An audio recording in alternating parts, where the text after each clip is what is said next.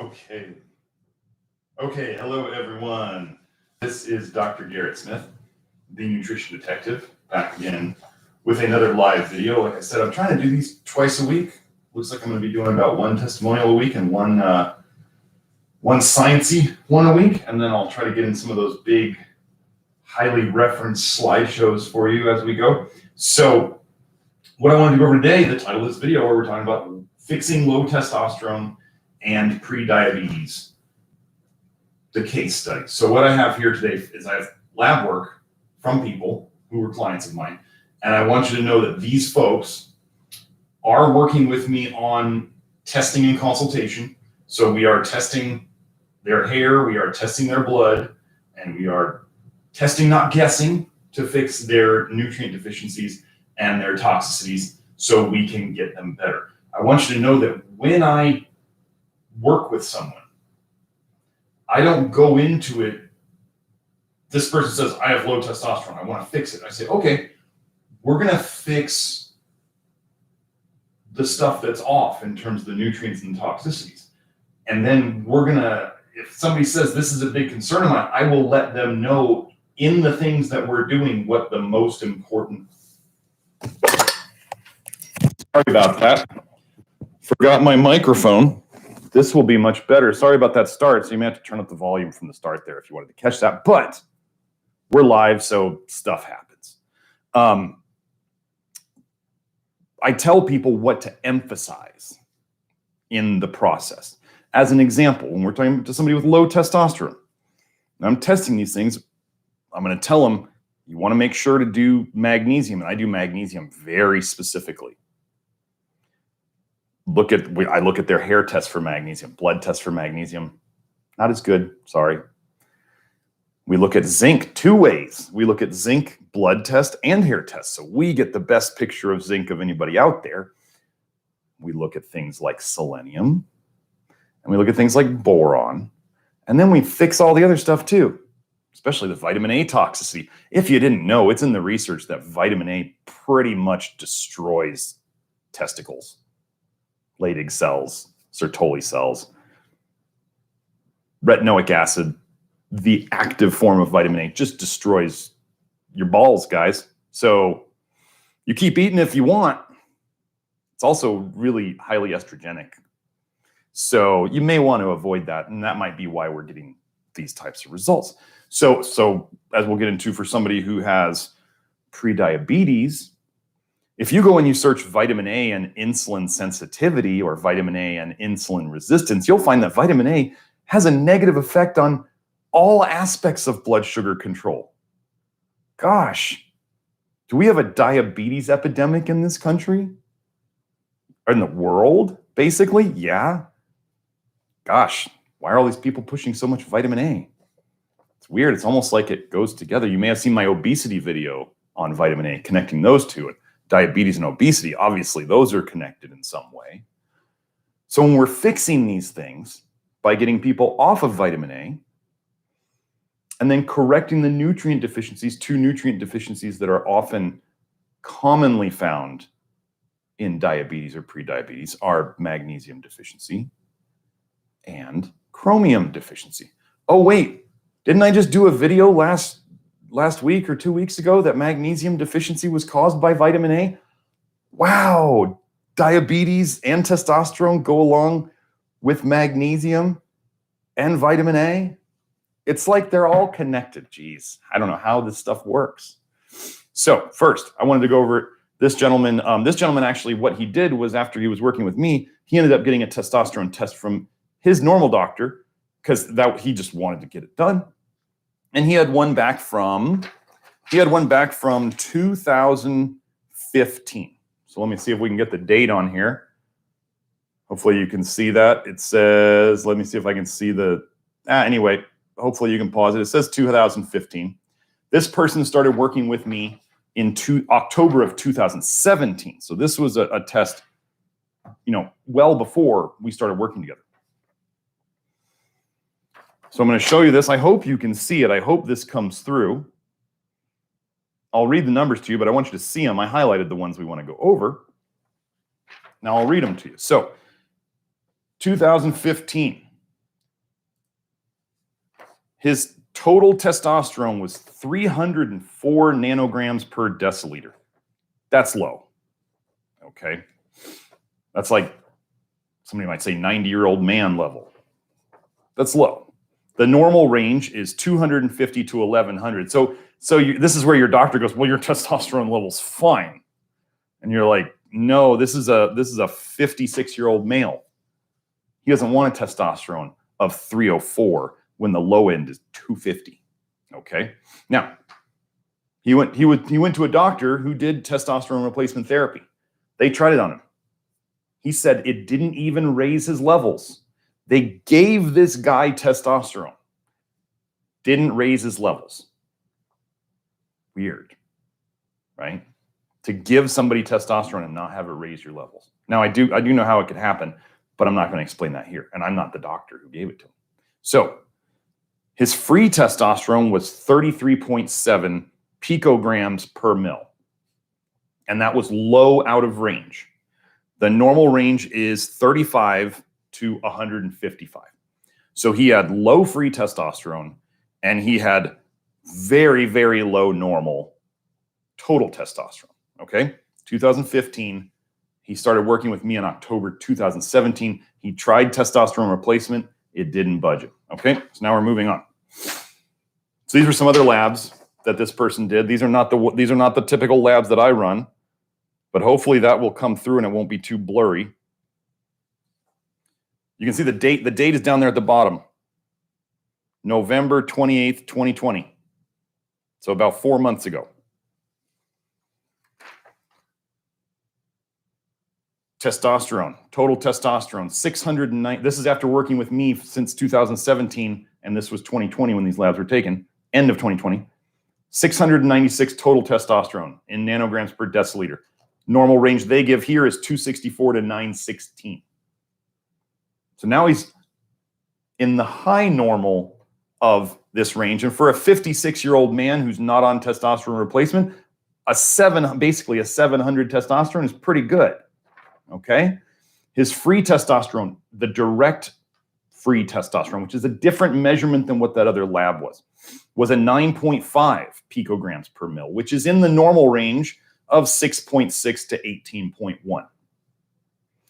So 56-year-old male, we took him from very low normal total testosterone to above normal, above the midpoint of normal, high normal, if you want to call it that, high normal total testosterone. And then we took him from low out of range free testosterone into the normal range of free testosterone. Now, what are we using to do this? We're having him avoid certain foods, and I'm giving him things like minerals and other essential nutrients based on blood tests and hair tests.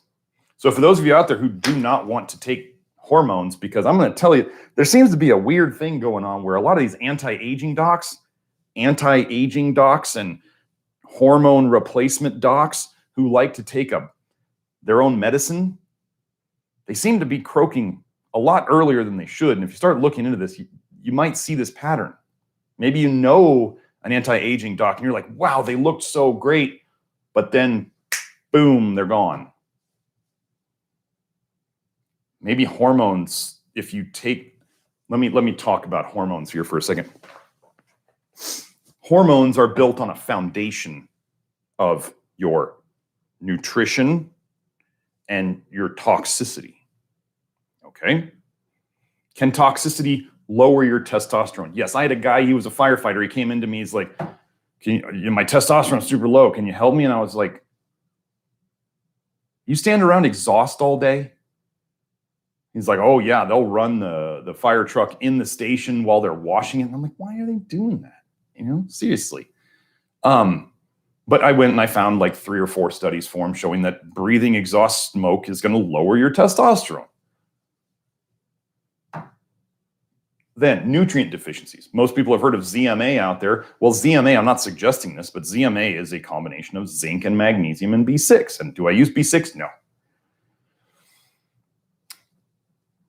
If you want to know more about B6, just go on Facebook and search vitamin B6 toxicity. you'll find about 10 groups of people with vitamin B6 toxicity. So do I use vitamin B6 to supplement with? No, seems to be a bit too risky. I don't need to give people neurotoxicity. There's a paper called Vitamin Neurotoxicity. And in the paper, they said there's only 2 known neurotoxic vitamins, vitamin A and vitamin B6. Do you know 2 of the vitamins I don't use with people in practice? Vitamin A and vitamin B6. So anyway, so I'm not going to use ZMA. But anyway, zinc and magnesium have been shown to raise testosterone levels, even in college football athletes. So think about this. You're a guy. You go to your doctor, you test for low testosterone. Okay?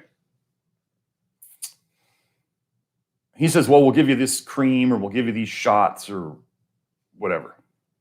We're going to raise your testosterone.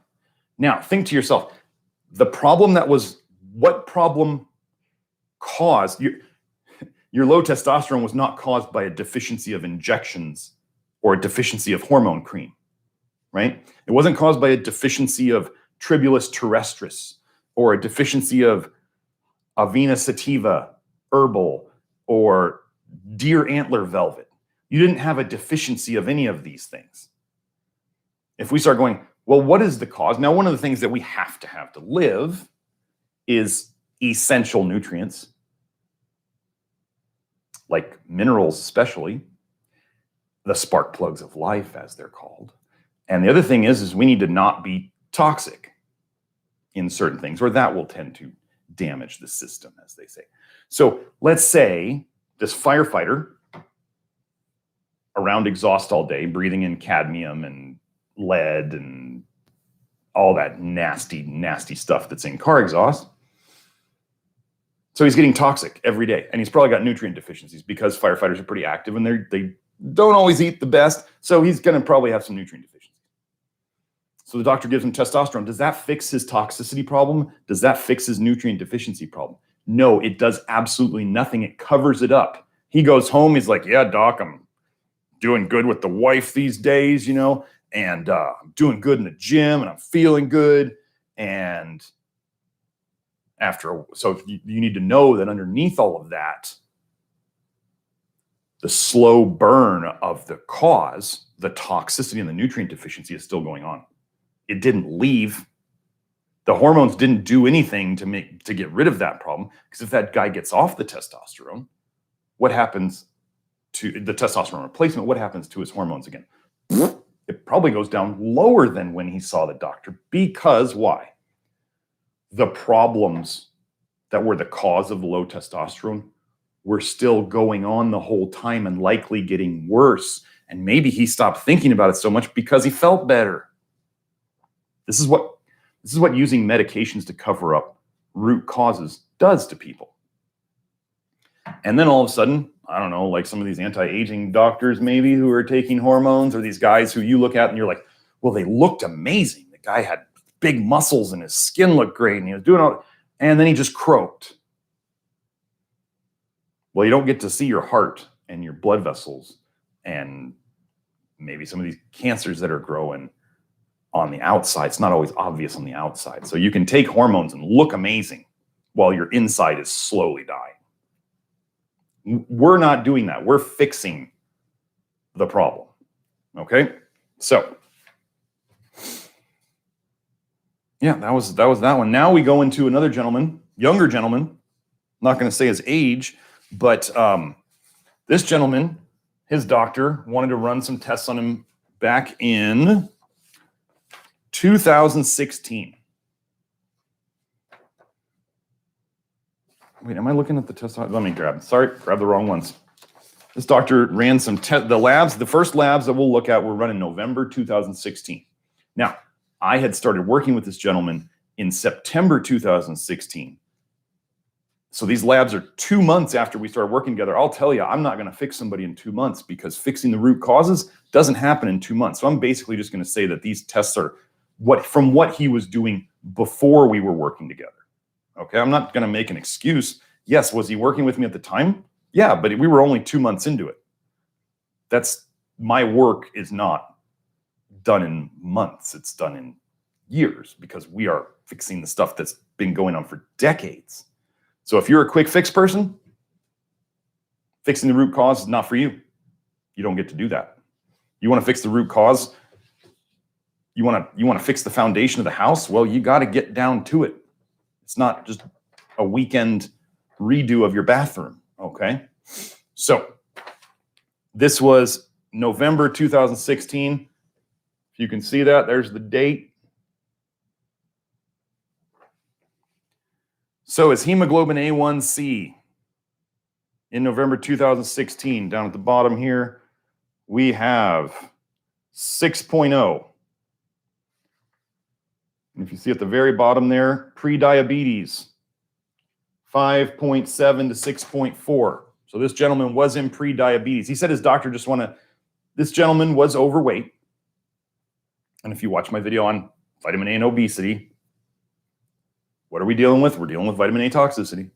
So vitamin A, and go search vitamin A, diabetes, vitamin A, insulin sensitivity, vitamin A, insulin resistance, vitamin A metabolic syndrome, and you'll find some studies trying to say that vitamin A helps it, and then you'll find all the other studies that show that it's the thing that's driving it. Don't ever believe the studies that show that it's good for it. You can't have something be good and bad for both of them. It can't be. If you ever see something that's good and bad for something, assume it's bad.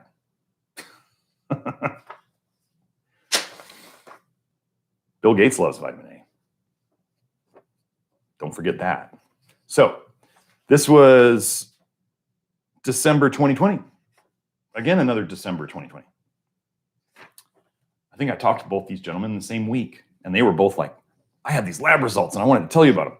So with this gentleman, what was he doing? He was working with me on testing and consultation. We were working on the minerals. Of course, if it came up on his hair test that we needed to give him magnesium, or he needed to do better on his magnesium, I use topical approaches almost exclusively. We need to fix his magnesium. We need to fix his chromium, get him not eating vitamin A, do all the other things that are on the vitamin A detox program at nutritiondetective.org.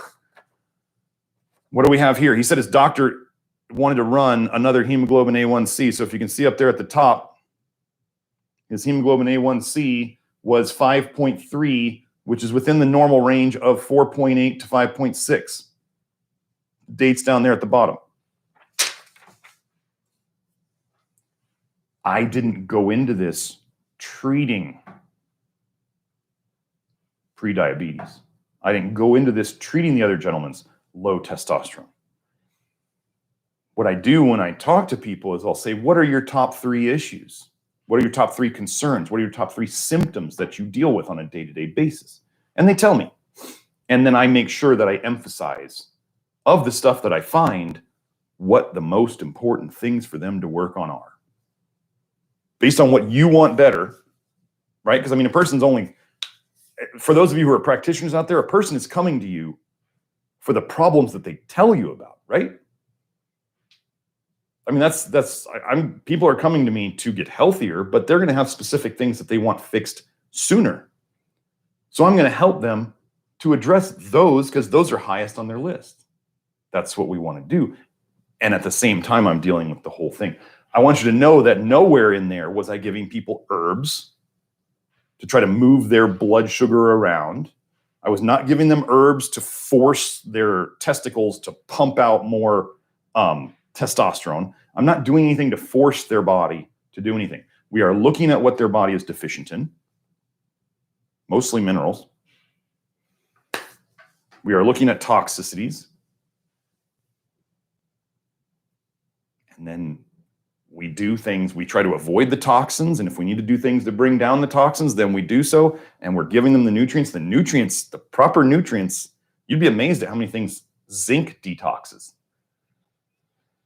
And if you're only doing hair testing for zinc, you're missing the boat. If you're only doing blood tests for magnesium, you're missing the boat. So anyway, this is what I do. If you want to work with me, the place to find the info to work with me, that's at nutritionrestored.com. If you wanted to do the do-it-yourself, note I said do-it-yourself. This is not involving my consultation. The vitamin A detox program, the original and best, in my opinion, that is at nutritiondetective.org. As I've said before, we're hoping to consolidate those all into one website very soon here. But for now, they're on 2 different websites. So